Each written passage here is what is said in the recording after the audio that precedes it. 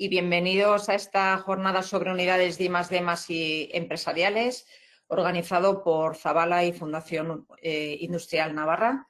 Hoy contaremos con la participación de Eric Zabala, que es CEO de Zabala, Agurtxane Martínez, directora general de innovación del Gobierno de Navarra, y Beatriz Mendívil, que es responsable de convocatorias I+D+I Navarra de Zabala. Quiero agradecer a los tres su participación en el día de hoy en esta jornada. El programa que tenemos previsto para esta jornada, vamos a ver, es el siguiente. Por un lado, vamos a hablar de qué es una unidad de I+D empresarial, qué supone y requisitos, de la mano de Agurtxane Martínez. Y después vamos a hablar de las experiencias con las unidades de I+D+I empresariales en el País Vasco, aspectos a tener en cuenta al crear una unidad de I+D+I empresarial y algunas recomendaciones, de la mano de Beatriz Mendívil. Y finalmente abriremos un debate para que podáis hacer las preguntas que consideréis o comentarios. Antes de empezar, queremos hacer unas recomendaciones que las hacemos en todas las jornadas que hacemos tipo webinar. Durante la exposición de los ponentes os vamos a pedir que, por favor, cerréis micrófonos y cámaras para evitar problemas de conexión. Al finalizar la exposición, sí que abriremos un debate donde podremos comentar, preguntar aquello que consideréis en cada momento. Y en el debate, el que quiera hacer uso de la palabra puede encender micrófono y cámara y cuando termine su intervención volverá a apagarlo. También tenéis la opción de escribirnos a través del chat, que lo atenderemos tanto Maite Bergera de Zabala como yo. Y nada, sin más, vamos a empezar la jornada y paso la palabra a Eric. Muy bien, muchas gracias, Gemma. Bueno, yo simplemente saludaros y daros la bienvenida. Agradeceros también el que hoy os hayáis inscrito. Me dicen que tenemos unos 70 inscritos, o sea que parece ser que hay interés y eso es lo que esperamos, ¿no? Que lo que contemos pues, bueno, sea útil y sea práctico. Como todos sabéis, ya el Gobierno de Navarra hizo un evento de lanzamiento de las unidades de I+D, que bueno, fue justo antes del estado de alarma, por eso yo creo que lo recordamos bien, me tocó participar. Entonces, bueno, pues como vino todo el tema de la pandemia, hemos estado hablando con clientes nuestros y vemos que algunas empresas pues lo han tenido el tema un poquito aparcado, podemos decir, estos meses. Otros lo están analizando y otros, bueno, pues están dando ya primeros pasos, ¿no? Entonces, bueno, nos pareció que después del verano pues podría ser interesante volver a relanzar este tema, volver a explicarlo, a recordar un poquito en qué consiste y bueno, pues ventajas y aspectos a tener en cuenta para aquellos que estéis pensando en crear vuestra unidad de I+D, ¿no? Así que, bueno, pues hablamos con la Fundación, somos socios de la Fundación Industrial de Navarra y bueno, nos pareció interesante hacerlo con la Fundación porque es una forma muy buena de hacer llegar esta información a todos los asociados y a todo el tejido industrial de Navarra. Así que, bueno, pues súper agradecidos, vamos, con la Fundación de nos haya ayudado a organizar este evento. Bueno, como ya ha comentado Gemma, Agurtxane, la directora general de innovación, nos contará un poquito en qué consisten las unidades y requisitos para crearla. Y bueno, y mi compañera Beatriz Mendívil os contará cuál es nuestra experiencia con las unidades de I+D que existen ya en el País Vasco. En el País Vasco ya se creó esta figura pues, hace ya más de 20 años, se han ido creando durante estos años. Ahora mismo habrá, creo que son más de 50 unidades de I+D empresarial vascas. Nosotros como Zabala, que bueno, entiendo que nos conocéis, pero bueno, sabéis que nos dedicamos a la gestión de ayudas, a la gestión de la I+D. Bueno, ya somos más de 300, casi 300 personas. Estamos en 5 países y bueno, tenemos bastantes clientes en el País Vasco. Desde las 50 unidades que hay en el País Vasco, trabajamos con 18, o sea, 18 empresas con su unidad de I+D. Entonces, les gestionamos las ayudas tanto para la empresa matriz como para la unidad I+D. Entonces, sabemos un poco cómo funciona. El modelo en Navarra es pues, muy similar, prácticamente igual. Entonces, pues, Beatriz tratará de explicaros un poquito sus ventajas y aspectos a tener en cuenta en base a la experiencia que tenemos. Así que nada, agradezco la participación de las dos ponentes y doy paso a Gurchani. ¿Se ve? Vale. Vale, pues nada, yo también, bueno, en primer lugar agradecer la organización y a los asistentes. Bueno, como ha comentado un poco antes Eric, bueno, mi participación aquí, o sea, tiene como objetivo pues trasladaros un poco la experiencia que tenemos desde Zabala en todos estos años que venimos trabajando pues con bastantes unidades de I+D empresarial en el País Vasco. Entonces, pues bueno, a lo largo de estas experiencias sí que hemos visto igual algunos aspectos clave que queremos trasladaros y así como algunas cuestiones también a tener en cuenta a la hora de decidir crear una unidad de I+D empresarial, pues para aquellos que consideréis o que estéis considerando ya estudiando la creación de este tipo de figura, ¿no? Vale. Entonces, el Gobierno vasco lanzó ya en el año 1997 lo que es la Red Vasca de Ciencia y Tecnología e Innovación. Entonces, dentro de esta red vasca aparece la figura de unidad de I+D empresarial. Entonces, pues al amparo de esta red vasca se crearon este tipo de unidades. A día de hoy hay 57 y de los cuales, eso, como ha comentado Eric, nosotros trabajamos de forma habitual con 15, o sea, con 18 de ellas y luego que les hemos acompañado algunas de ellas tanto en la creación como en su crecimiento y definición y gestión pues, de proyectos de I+D y de manera puntual pues en proyectos o trabajos más concretos pues hemos trabajado igual pues, con otras 15 de las 57. Luego, como he dicho antes, esto se creó en el 1997 y la tecnología incorporaron pues nueva reglamentación que afectó a todos los agentes, entre ellos a las unidades, y les obligaron pues a pasar un proceso de acreditación y en ese proceso pues algunas desaparecieron, pero bueno, la mayoría siguieron y así pues hemos llegado hasta las 57 que decíamos que existen hoy en día, ¿no? Nosotros como Zabala también estuvimos ayudando a varias de estas unidades a pasar esa acreditación en el año 2015 y bueno, que requería pues, elaborar y presentar un plan estratégico y una serie pues, de indicadores pues, relacionados pues, con producción científica, técnica, personal, etcétera, que debían cumplirse pues, en el periodo 2015-2020, ¿no? Entonces, bueno, de esta experiencia acumulada, igual lo primero que nos parece así más interesante para trasladar un poco, para ubicarnos, es el tipo de proyecto que realizan estas unidades de I+D empresarial. Entonces, fundamentalmente, la actividad se divide en dos tipos de actividad. Lo que llamamos actividad no económica y actividad económica. Entonces, en general, estas dos actividades correlacionan pues, prácticamente siempre con más o menos dos tipologías de proyecto, ¿no? Lo que son proyectos internos de generación de conocimiento, que es lo que llamaríamos actividad no económica, porque no se ha encargado por un tercero ni se factura a un tercero, ¿no?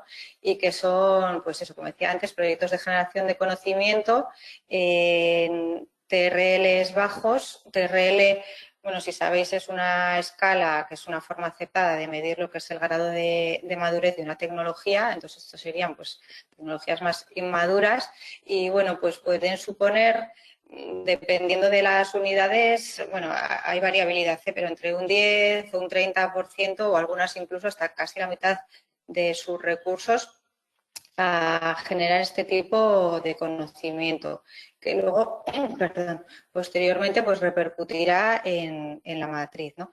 Entonces, esto puede ser pues bien de distintas formas, ¿no? Ya operacionándolo de distintas formas. Pueden ser proyectos propios que se desarrollen de forma individual o puede ser pues participando en la unidad como tal, en proyectos colaborativos o como socio en un proyecto europeo o de otras formas, ¿no? El segundo tipo de proyecto que llevan a cabo en estas unidades de I+D son los proyectos encargados por la matriz, o sea, subcontratados por la matriz, que es lo que corresponde a la actividad económica. Bueno, aquí decir también que no, o sea, la realidad es que prácticamente el 100% de estos proyectos son para la propia matriz, ¿no? Puede ser por alguien externo a la empresa. Pero bueno, la realidad es que no ocurre. Y luego, estos son proyectos a nivel de madurez tecnológica, pues en una escala más alta, ¿no? Lo que serían pues proyectos ya de desarrollo tecnológico o innovación, pues que respondan pues a necesidades concretas o problemas concretos que tienen los diferentes departamentos de la empresa matriz, ¿no? En función de la demanda de los departamentos, pues cosas que puedan surgir en el día a día, ¿no? Entonces, bueno, las unidades de I+D empresarial tienen como dos ventajas principales. Una es la ayuda a potenciar y a mejorar la eficiencia de la I+D de la empresa matriz, y la otra es pues la posibilidad de acudir y recibir a más ayudas financieras y fiscales, ¿no? Entonces, respecto a esta segunda parte, pues eso, la actividad no económica, los proyectos que hemos dicho de generación de conocimiento, pues normalmente tienen acceso a mejores condiciones en convocatorias, por ejemplo, en proyectos europeos, o también van a poder acudir a convocatorias del Gobierno de Navarra específicas para unidades de I+D. Y respecto a los proyectos de actividad no económica, pues van a tener beneficios fiscales, un 10% adicional del coste, o sea, de la deducción generada por el coste de la subcontratación por la matriz con respecto a subcontratar a un tercero que no fuera unidad de I+D, ¿no? Entonces, estas son como las dos grandes ventajas a nivel de ayudas, ¿no? Financieras y fiscales. No obstante, también, o sea, que queríamos trasladaros que algunos clientes, bueno, nos contrataron estudios comparativos desde el punto de vista de lo que son las ayudas en el País Vasco, en aquel momento que hubo la acreditación o cuando estaban pensando crear unidades de I+D, y efectivamente para la misma actividad de I+D la intensidad de ayudas era mejor, pero tampoco era tan superior como para justificar per se, ¿no? La creación de una unidad de I+D. Pues un poco la media más o menos que nos salía pues era un 10, un 15% más de ayudas financieras y fiscales de la situación de crear una unidad de I+D respecto a no tenerla y tener un departamento de I+D interno. Entonces, digamos que o sea, así como igualmente la experiencia y los estudios que hemos hecho para otros clientes, pues nos confirman que esto es así, que se obtiene mayor financiación, pero que los beneficios de crear una unidad I+D no son tanto por la ayuda, sino otros, ¿no? Que ahora veremos. Aunque también luego veremos más adelante, pero sí que es verdad que lo que hemos visto es que luego crecen, entonces aunque en la foto actual la mejora en la ayuda pues a lo mejor no es tanta, sí que en un medio plazo pues hay un mayor retorno pues porque se fomenta la participación en proyectos pues de otro tipo y entrar en consorcios y un poco en ecosistemas, ¿no? Que te permiten acceder a este tipo de ayudas. Entonces, como comentaba antes, bueno, lo que nos han ido trasladando las empresas que tienen su unidad de I+D empresarial, lo que más valoran, más allá de las ayudas que han recibido adicionales, es el impulso pues, que le han dado a la actividad de I+D de sus empresas, ¿no? Entonces, las grandes ventajas, pues un poco las que están reflejadas en esta diapositiva, ¿no? Ayuda a definir pues, una estrategia clara en I+D, ¿no? Entonces, el hecho de contar con una dirección, unos recursos humanos, unos recursos materiales de dedicación exclusiva a esta actividad, pues es una gran ayuda y un gran impulso a esta estrategia de I+D.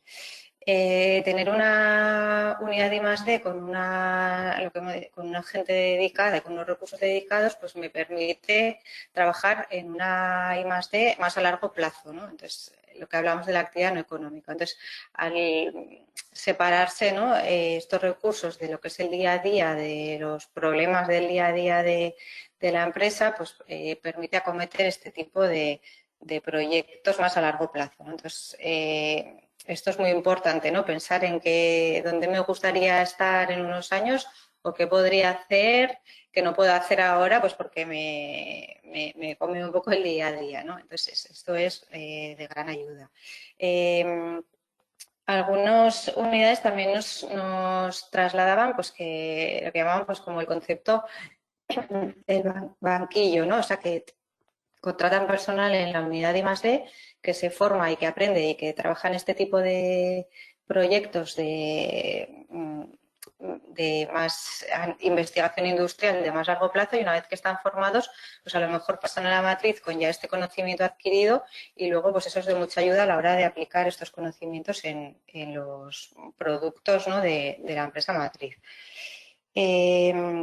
Además, el hecho de tener una unidad de I+D facilita mucho pues, la participación en proyectos colaborativos, pues tanto regionales como nacionales o como europeos, ¿no?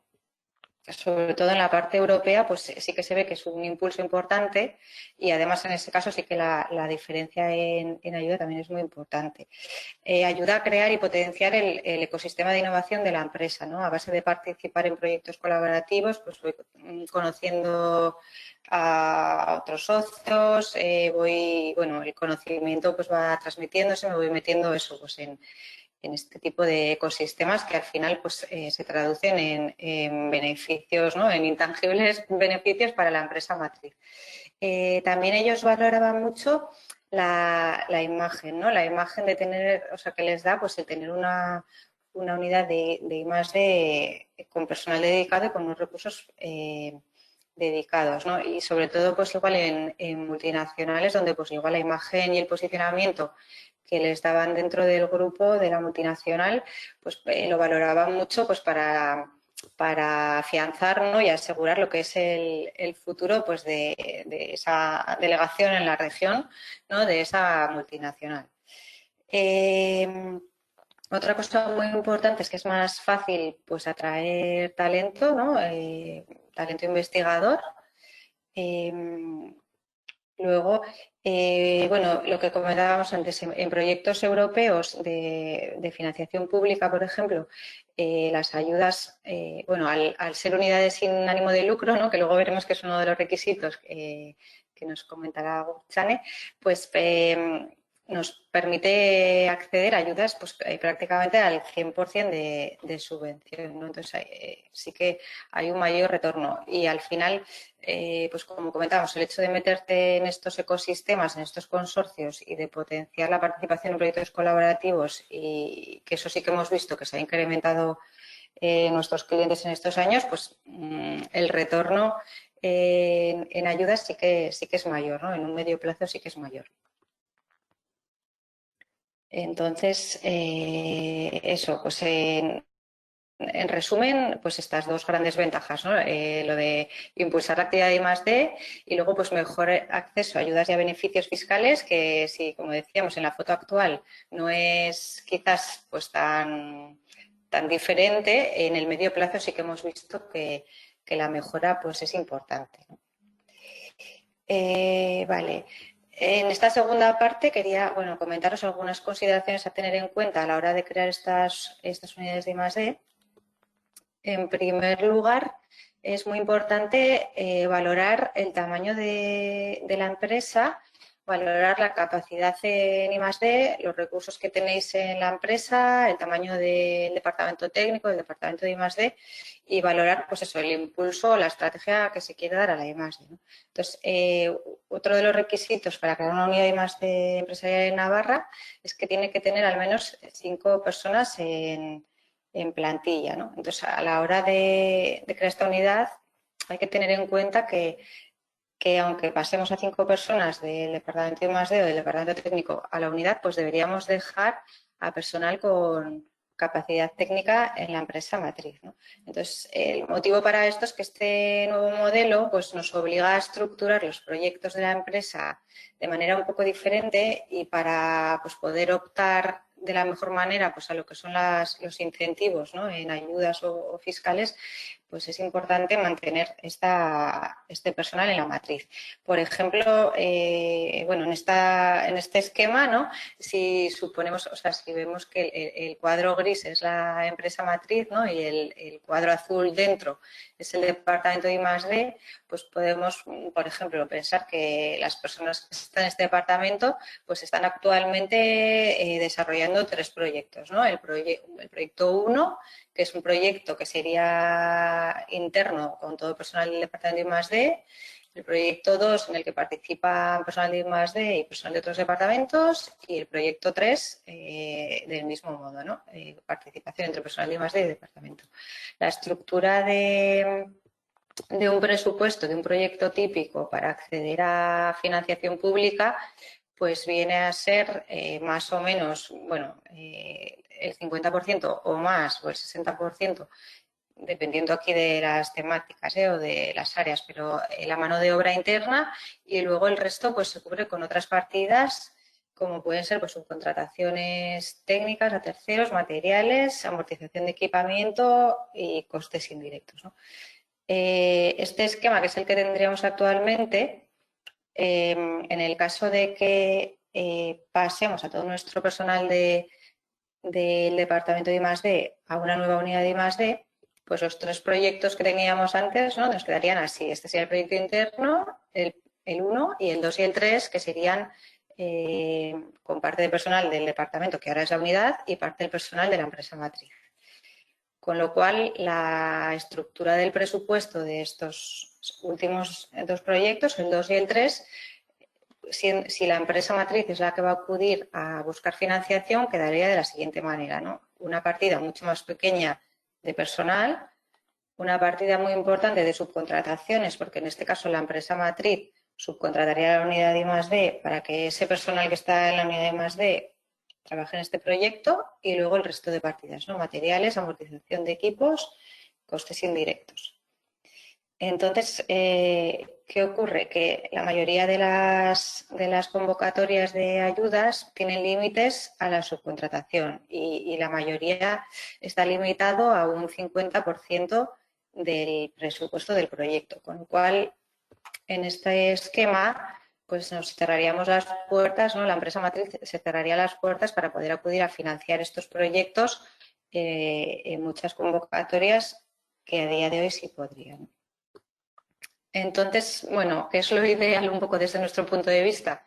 Que parte del personal pase a la unidad de I+D empresarial, pero se quede personal técnico en la empresa matriz, de manera que los 3 proyectos que hemos visto antes pues quedarían de esta manera, ¿no? Y la estructura de presupuesto del proyecto de la empresa matriz, cuando va a acudir a buscar financiación pública, pues ya estaría más equilibrado y ya tendría pues las puertas abiertas para las convocatorias de ayudas, ¿no?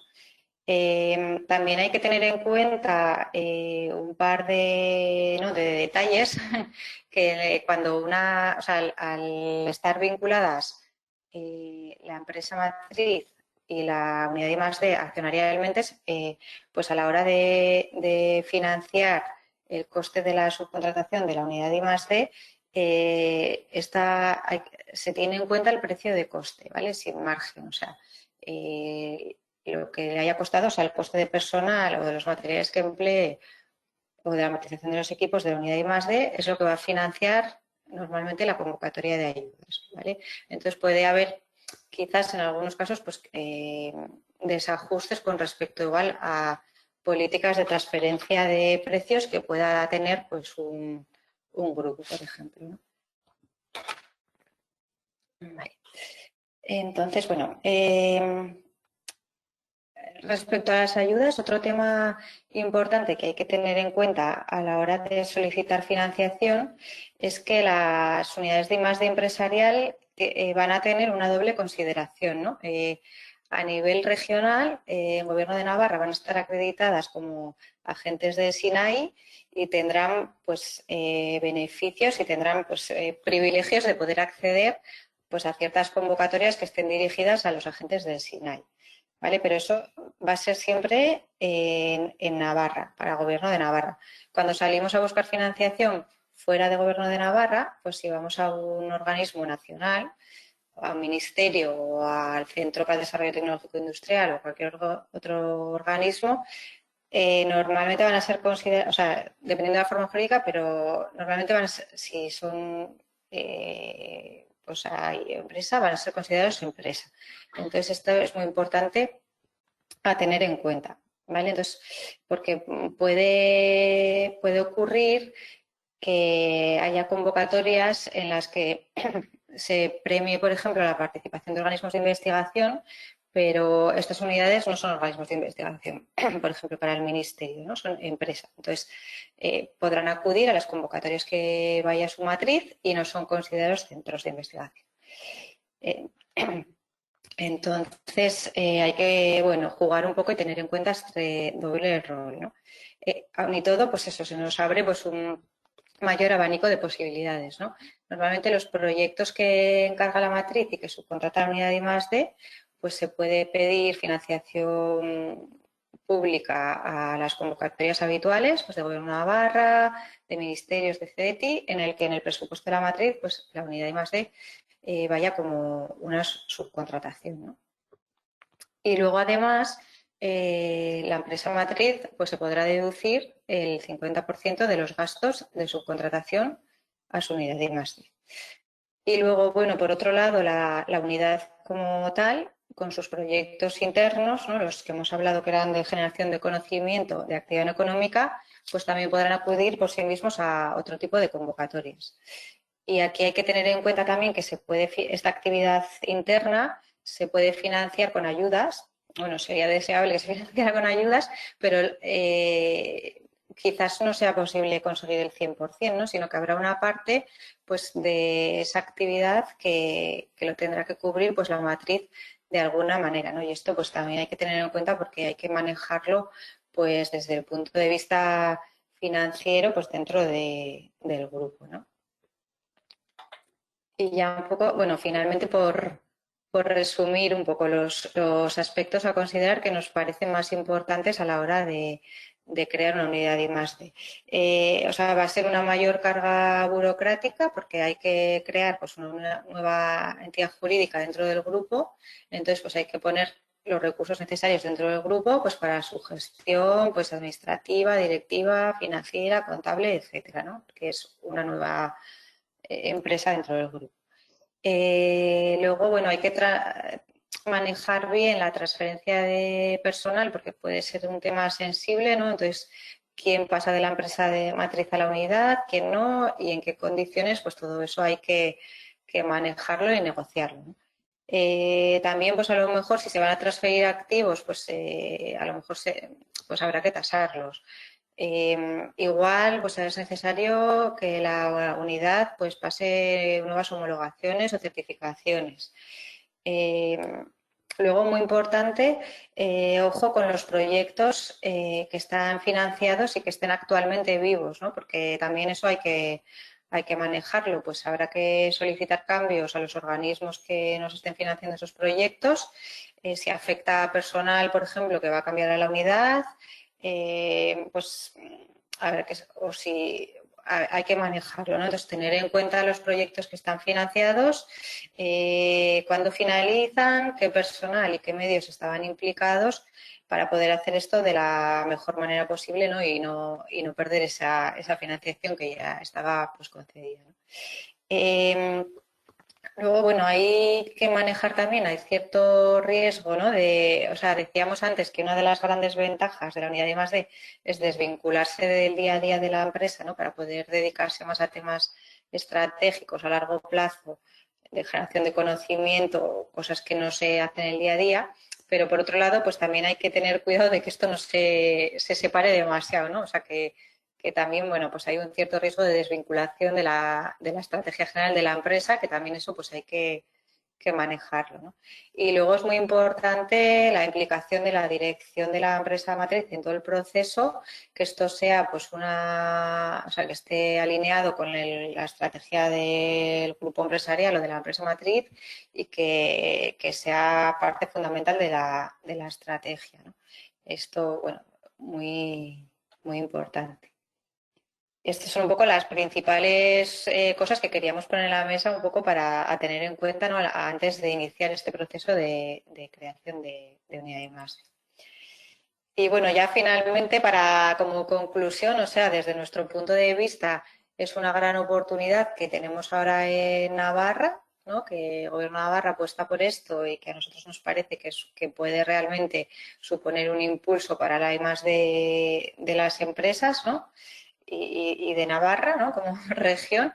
Pero bueno, luego tener en cuenta esto, que quizás no todas las empresas tienen que tener una unidad de I+D, ¿no? Pues que habrá que ver el tamaño, si esta fórmula encaja con la empresa, si encaja en la estrategia, etcétera. Y desde luego, bueno, si pensáis que encaja, pues desde nosotros os animamos a crearla, porque sí que creemos, y por lo que hemos visto pues con el País Vasco, sí que estamos convencidos de que merece la pena y que realmente pues puede significar un antes y un después en lo que es la empresa y lo que es la estrategia de I+D de las empresas.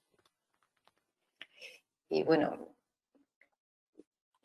eso es un poco lo que tenía por mi parte. Vale, gracias, Beatriz. Sí. Si te parece, vamos a dar paso a González, que parece ser que tenéis algún problema, igual con vuestro sistema, y entonces lo que vamos a hacer es, no vamos a compartir la presentación, os la pasaremos a todos entre hoy y mañana, las dos presentaciones, tanto la de Beatriz como la de Agurtxane, y para intentar evitar problemas técnicos vamos a hacerlo sin el soporte del PowerPoint, evitar que igual se repitan los problemas que hemos tenido al principio. ¿Te parece, Agurtxane? Me parece. Así, si no comparto, me oís bien y no hay problema, ¿verdad? Sí. Perfecto. Pues continúo desde aquí. Disculpad los problemas técnicos y como dice Gemma, pues os hará llegar la presentación para que ahora pues no tengáis que tomar notas y podáis tener los datos. Retomo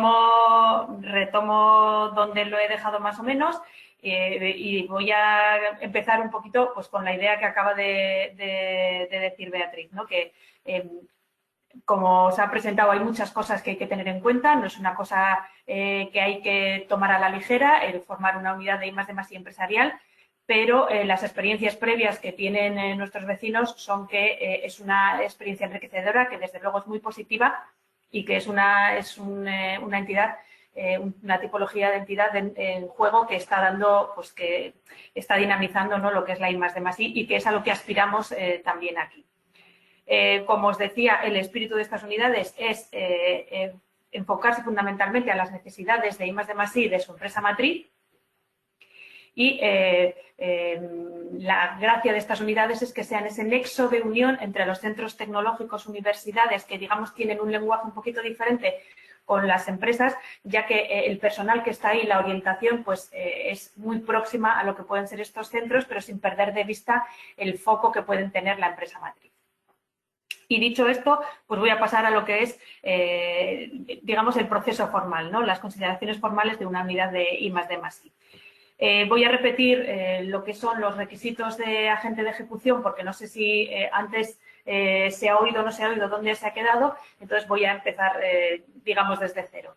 Entonces, os voy a exponer ahora qué requisitos tiene que tener cualquier agente de ejecución del SINAI y, en particular, las unidades de I+D+I empresarial. Por ser agente, simplemente tienen que tener como objetivo la realización, coordinación o divulgación de I+D+I, estar legalmente constituidos, es decir, tener una personalidad jurídica propia. En sus estatutos debe aparecer específicamente la ausencia de ánimo de lucro, deben estar ubicados en Navarra. Hay que diferenciar la contabilidad económica de la no económica, que ya he explicado un poquito de esto antes Beatriz, con lo cual ya esto lo tenéis claro a qué se refiere. Y disponer de un órgano de dirección paritaria. Al final, desde el Gobierno de Navarra siempre se potencia la eliminación de brechas de género y de cualquier tipo de brecha, y también en esta iniciativa. Específicamente, las unidades de I+D+I empresarial pues deben de cumplir también unos requisitos en lo relativo al personal que tienen, ¿no? Entonces, deben de tener mínimo 5 personas investigadoras en su plantilla y de las cuales al menos uno debe ser doctor o doctora. Y, por supuesto, debe promover el uso de tecnología e innovación por parte de la empresa matriz. Una vez constituida una unidad de I+D+I empresarial, ¿qué obligaciones tiene? ¿A qué se tiene que dedicar? Bueno, pues su foco principal tiene que ser la generación y desarrollo de tecnología y, por supuesto, la explotación comercial de esos resultados, sea explotación a través de la generación de patentes, a través de la creación de empresas innovadoras o del desarrollo de nuevos productos y procesos. Al final, estas unidades lo que tienen que dar es soporte a sus empresas matrices y creemos que esta es la manera, ¿no?, de dar valor al trabajo de investigación que se hace a través de estas unidades. Las unidades de I+D+I empresarial que ya estén constituidas y ya estén dadas de alta en el registro, pues tendrán acceso a los programas y convocatorias que estén pensados para ello, ¿no? Además, también tendrán acceso al uso de las infraestructuras del SIES, del Sistema Compartido de Infraestructuras del Sistema Navarro de I+D+I. Pueden participar en los programas de atracción de talento que estén gestionados por la Administración de la Comunidad Foral y pueden obtener en cualquier momento su certificado de nosotros somos agentes acreditados del sistema y aparecer en el registro de agentes del SINAI. En este momento decir que ya hay una unidad de I+D+I empresarial registrada. Y, como comentaba Beatriz, una de las ventajas que nosotros proponemos desde nuestra dirección es que se tenga acceso a convocatorias específicas que antiguamente o que anteriormente a la constitución de estas unidades no tenían acceso desde las empresas, como son la convocatoria de centros tecnológicos, que estaba circunscrita a lo que son centros tecnológicos de investigación de universidades, pues las unidades de I+D+I empresarial tendrán acceso a partir de ahora a estas convocatorias de centros tecnológicos en el régimen de colaborativos, que creemos que es una manera de dinamizar también el ecosistema. Y además, como ha comentado Beatriz, una de las ventajas principales son estos beneficios fiscales específicos, este 10% adicional con el que se puede contar desde la empresa matriz a la hora de contratar la I+D+I a través de sus unidades de I+D+I empresarial. Y voy a hablar un poquito ahora de lo que es el procedimiento, pues de cuál es el proceso formal para que una empresa constituya su unidad de I+D+I empresarial.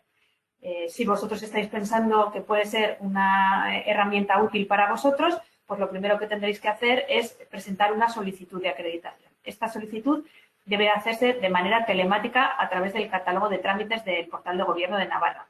Y el procedimiento sigue las instrucciones que se dictan en la Orden Foral 2E-2020 del 28 de febrero.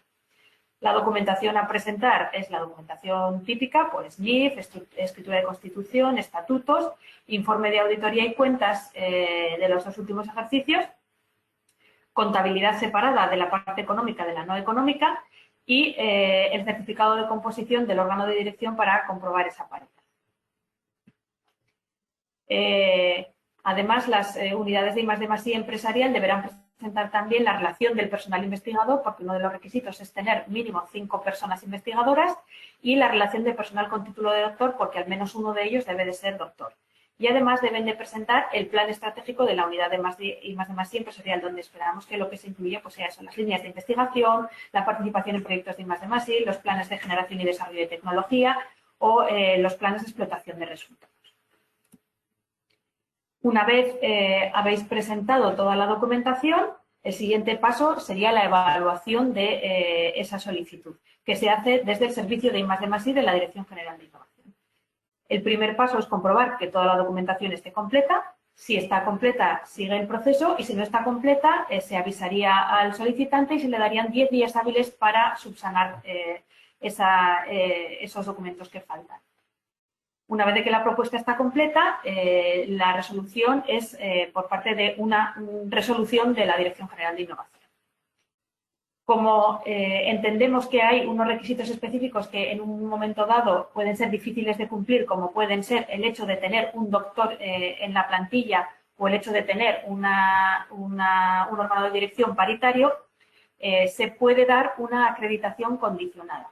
Una acreditación condicionada lo que implica es que en vuestra presentación de documentación esos requisitos que no acabáis de cumplir, pero que tenéis un plan para cumplirlos, nos presentéis ese plan con cómo pensáis hacerlo y los plazos de ejecución, y en base a ese plan que nos presentáis, en la resolución se indicaría el periodo por el cual sois acreditados como condicionados, y al finalizar ese plazo se revisaría que esa condición ya está cumplida y se daría una resolución definitiva. Una acreditación condicionada no quiere decir que no tenéis derecho, como cualquier agente que ya está con una resolución definitiva. Tenéis todos los beneficios y todos los derechos como cualquier agente. Simplemente indica que hay un plan, que hay unos plazos que tenemos para cumplir, para acabar de cumplir esos requisitos, pero sois miembros de pleno derecho, digamos. Por supuesto, que cabe de recurso de alzada contra la resolución si no estáis de acuerdo con ella. Y en este caso, si tras 6 meses de haber solicitado el alta como agentes del SINAI no tenéis notificación, quiere decir que se estima. Esperemos que no sea el caso y ser mucho más rápidos que todo eso dando respuesta. Una vez de que ya tenéis esa acreditación como agentes del SINAI, es una acreditación que tiene validez ilimitada, que no tiene una caducidad temporal, simplemente está ligada al cumplimiento de los requisitos. Eso quiere decir que también si hay un cambio en alguno de los agentes de alguno de estos requisitos, pues deberéis comunicárnoslos. Y tenéis también que actualizar la memoria y el plan estratégico para dar, digamos, cuenta de cuál es vuestro proceso y de cómo tenéis pensado fomentar lo que es el desarrollo y el uso de tecnología por parte de vuestra empresa matriz. El seguimiento de que se están cumpliendo todos los requisitos se hará por el servicio de I+D+I, que periódicamente pues irá pidiendo información, posiblemente apoyándose en el agente de coordinación, por ejemplo, y el incumplimiento de alguno de los requisitos obviamente puede llevar a la revocación de la acreditación. Como decía, no hay una validez limitada en el tiempo, pero sí que está condicionada al cumplimiento de los requisitos.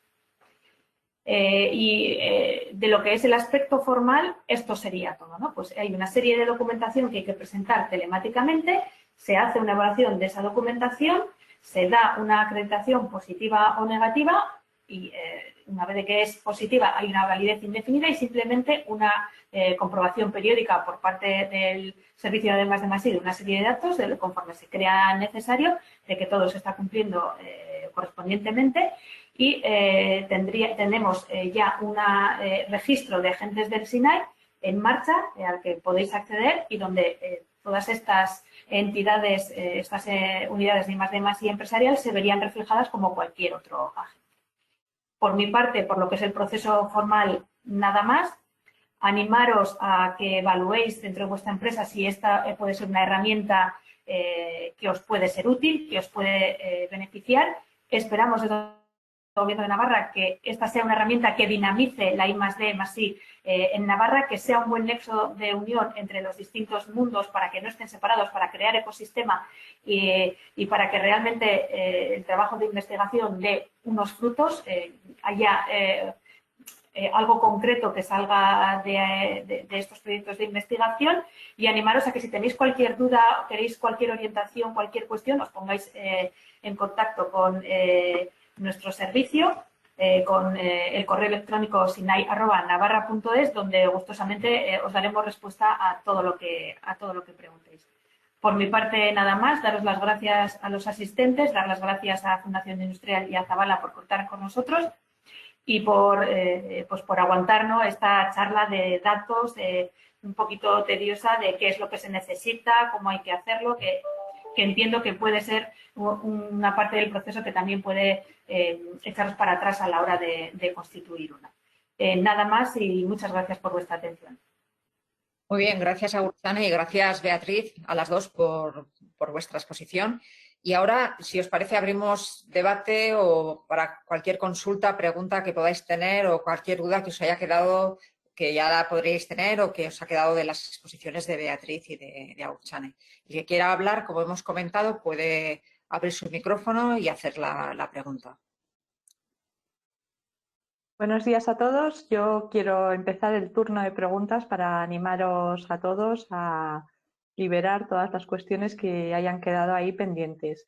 Y la pregunta es para Agurtzane, que ya sé que ha salido este registro de entidades de agentes SINAI en un momento que era complicado Y sin embargo, sé que ya hay entidades que se han animado a registrarse, ¿no? ¿Cuántas entidades tenéis ya registradas o cuál es el nivel de cuestiones que os han ido haciendo? Si te refieres a en general como tipología de agente, todos los centros tecnológicos, universidades y centros de investigación de Navarra ya están registrados.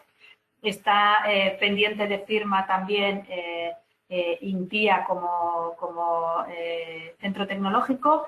Además, hay ya varias entidades singulares a través de clústeres y distintas asociaciones que ya están acreditadas también como agentes singulares.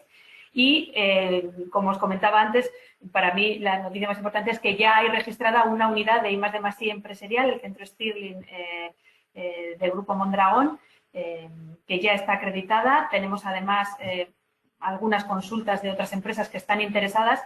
Entendemos también que este es un momento difícil para las empresas con todo lo que está pasando, con la situación que tenemos, pues de montar una unidad de I+D+I empresarial.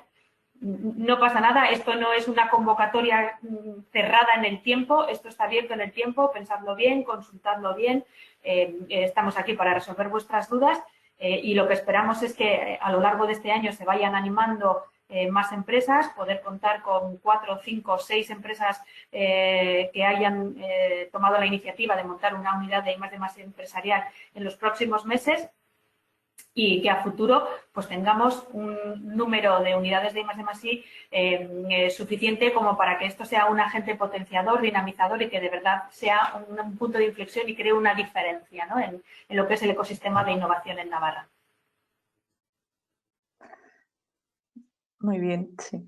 Pues la verdad es que sí que creo que todo el mundo tiene que hacer una reflexión y pensar si es una iniciativa que merece la pena o cómo se puede aplicar en mi caso, pero sí que me parece significativo que Centro Stirling sea la primera que se haya acreditado como unidad de I+D+I empresarial y que pertenezca al Grupo Mondragón, ¿no? Que precisamente tiene experiencia en las unidades de I+D+I de País Vasco. Ahí os lo dejo como punto de reflexión. Y como dices, nada más remarcar que yo creo que es algo muy positivo, ¿no? Un Grupo Mondragón que ya tiene experiencia en estas unidades en País Vasco ya se ha lanzado, ¿no? Ya tiene claro que es algo que es beneficioso para ellos, ¿no? Entonces yo creo que es a tener en cuenta.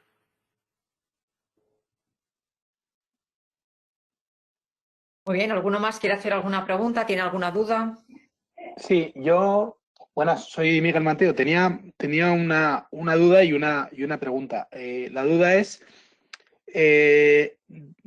hablábamos de actividad no económica y se ha mencionado una horquilla, ¿no? Del 10 al 30%, pero en la normativa no se fija exactamente si tiene que haber de las dos y en qué porcentaje debería ser una u otra. Lo digo porque en ocasiones hay años en los que quizás no tengas nada, otros años en los que puedas tener mucho de una parte, poco de la otra. En la normativa no queda claro qué porcentajes deberían de ser, si puede ser nada de una parte, todo de la otra, o cambiando todo de una o nada de la otra. Es un poco la duda porque la normativa no lo vemos o no está claro. Y luego otra de la segunda cuestión, y termino, en el desarrollo que hubo de esta cuestión en el País Vasco, sobre todo al principio, no había esa obligación tanto de un doctor como de una figura que pudiera ser análoga. Lo digo porque en ocasiones, claro, hay figuras de personas con muy amplia experiencia dentro de determinados sectores, experiencia acreditada, pero que no tienen lo que sería la titulación. Entonces, sí que en el desarrollo en el País Vasco se permitió esas figuras análogas, por decirlo de alguna manera, y aquí en Navarra sí que se ha puesto, o lo que se saca de la normativa es que es una obligación taxativa el que haya un doctor, ¿no?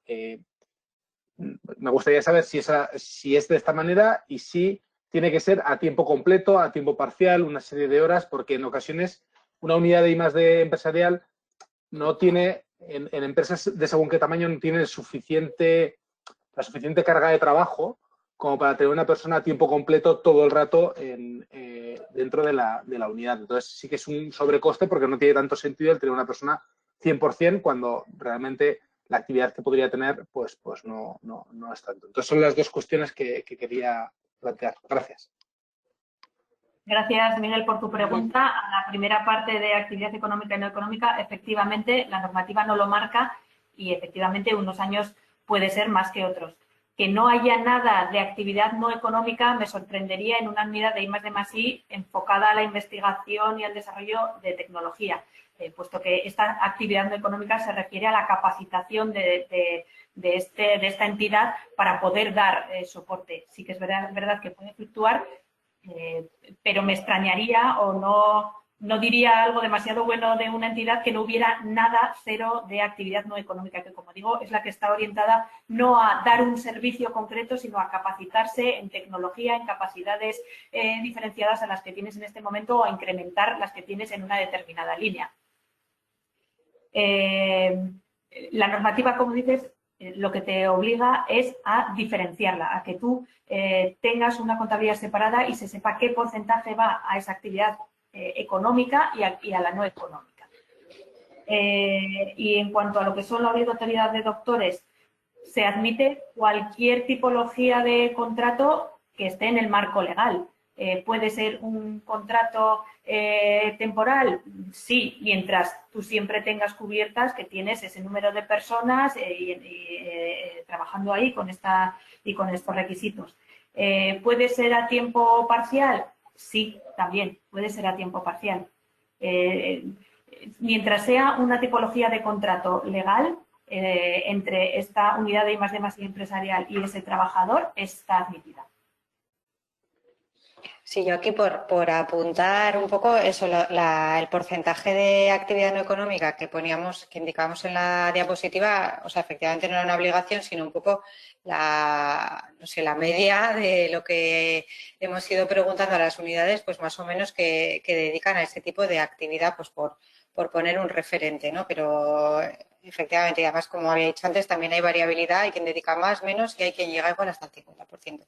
Y luego, respecto a los indicadores, o sea, a los requisitos de personal, o sea, yo también digo, o sea, creo que el Gobierno de Navarra, o sea, está apostando por esta figura y los requisitos que ha pedido, si los comparamos con el de País Vasco, o sea, son mucho menos estrictos. Pues ahora no recuerdo de memoria, pero por ejemplo el mínimo de plantilla que se exigió ya en la regulación del 2015 en País Vasco, pues era alrededor de 15 personas y luego un montón de indicadores, pues de patentes, publicaciones, proyectos en los que había que participar. O sea, en este sentido sí que el Gobierno de Navarra, bueno, desde mi punto de vista, ha intentado fomentar y facilitar la creación de estas unidades pues en Navarra. En comparación, eso es menos exigente los requisitos en cuanto a todos los indicadores, eso sí. Por comentar un poco lo que dices ahora de los indicadores, el momento en el que estamos es el de fomentar que se establezcan este tipo de entidades. Ojalá en un periodo de tiempo no demasiado largo estemos en la situación de que pues veamos la necesidad de que haya unos indicadores, ¿no? Pero a día de hoy lo que queremos es fomentar la aparición de este tipo de agentes dentro del ecosistema navarro.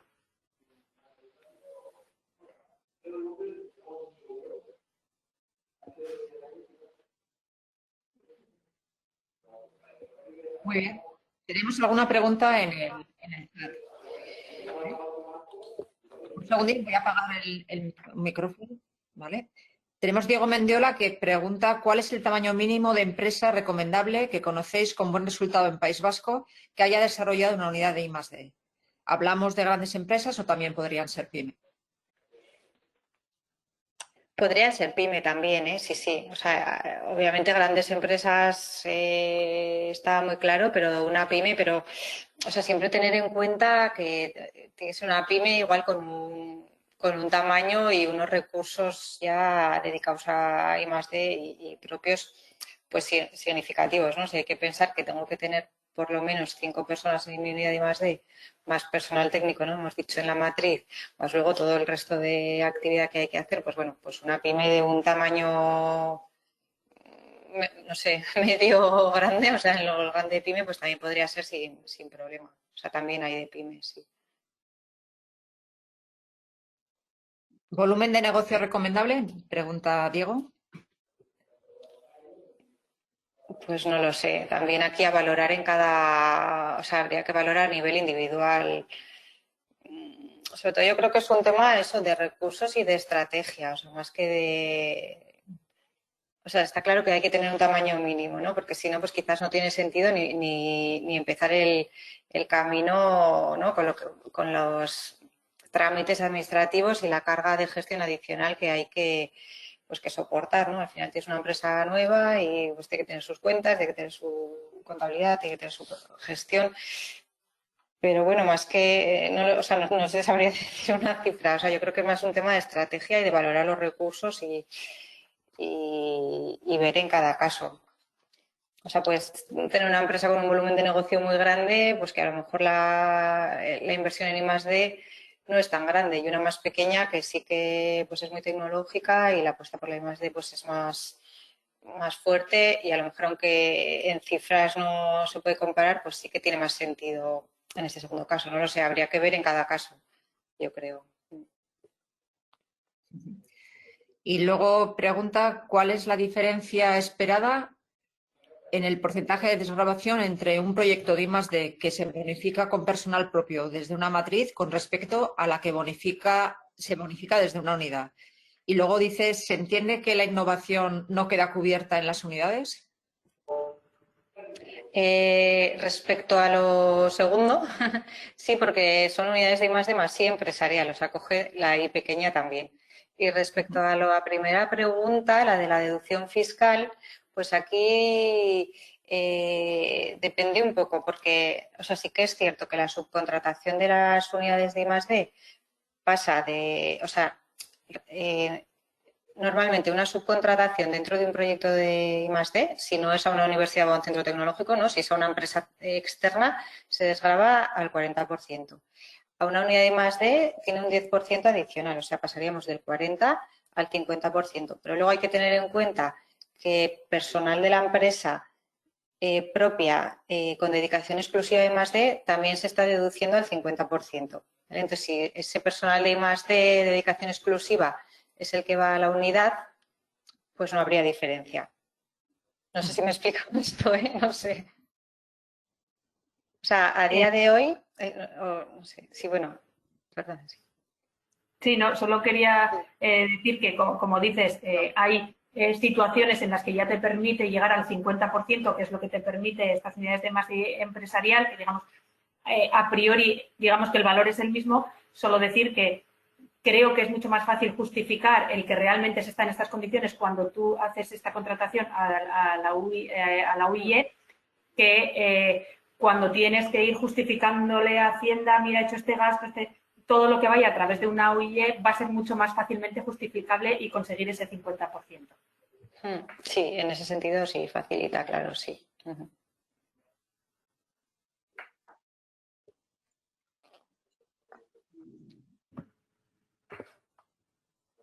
Vale, tenemos otra pregunta de Pedro Iturgay, de TID, que comenta que si el objetivo principal es fomentar la I+D y conociendo la dimensión de las empresas navarras, el hecho de tener que dedicar 5 trabajadores más un doctor y a pesar de ser menor que en el País Vasco, si no será un hándicap insalvable para una inmensa mayoría de las empresas navarras. Vale, gracias, Pedro. Son 5 trabajadores, uno de ellos con el título de doctor. No son 5 más 1, 6, sino de entre los 5, mínimo uno debe de ser doctor. O sea que con 5 vale. Hombre, dependiendo del tamaño de personal dedicado a I+D que pueda tener una empresa, efectivamente. Es verdad que estas unidades tienen más sentido en empresas con un cierto tamaño y que eso hace que no sean tantas las empresas que puedan planteárselo o que se lo puedan plantear en una situación ventajosa. Pero sí que hay un cierto tejido que puede afrontarlo y que esperemos que entienda esto como una herramienta asequible. Para empresas más pequeñas, también es verdad que con el tamaño de las empresas, la I+D está fomentada con otra serie de ventajas fiscales y otra serie de ayudas que a lo mejor pues no es tan interesante. No quiere decir que no estén apoyadas, sino que están apoyadas por otras vías. Quizás esta sea una manera de apoyar también la I+D en empresas que, por otro lado, tienen más dificultades para conseguir apoyo, ¿no? Por su tamaño.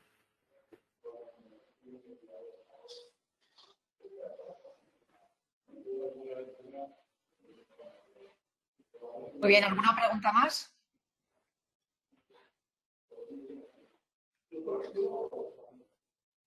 También tenemos a Sergio Pérez que nos comenta si podéis repetir el nombre de la empresa que ya se ha constituido una unidad de I+D+I. La UIE es el centro Stirling, que es del Grupo Mondragón, de la empresa Envega, que está en Villatuerta. Y desde aquí, si hay alguno oyéndome, pues agradecerles que hayan tomado la iniciativa y que ya pues tengamos ya esta UIE constituida.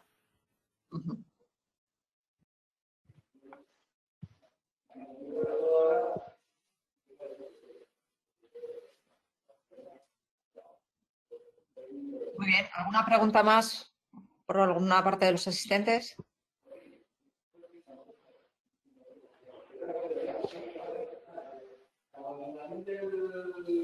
Vale, pues si no hay ninguna pregunta más, lo que haremos será dar por finalizada la jornada, agradecer de nuevo a Beatriz y a Gurchane y a Eric su participación en la jornada de hoy. Comentaros que os enviaremos las presentaciones, tanto de Beatriz como de Gurchane, por email junto con el vídeo de la sesión. Y nada más, damos por finalizado. Espero que haya sido de vuestro interés. También si tenéis, si os queda finalmente alguna duda o surge después alguna pregunta, pues nos la remitís y se las hacemos llegar.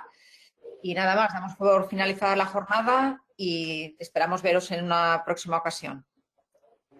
Muchísimas gracias a todos. Bien, gracias. Eso.